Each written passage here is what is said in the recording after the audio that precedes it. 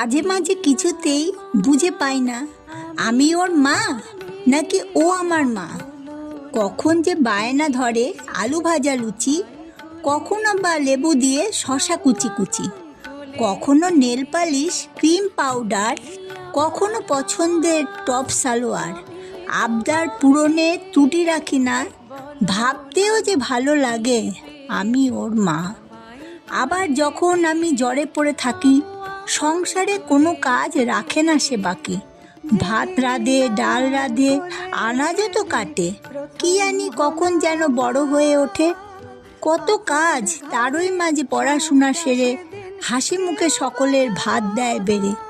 নিয়মের কাটা বেঁধে পথ্য ও ওষুধ জোর করে খাওয়াবেই এমন অদ্ভুত। জ্বর চোখে তাকে দেখে বুঝে না পাই আমি ওর মা নাকি ও আমার মা।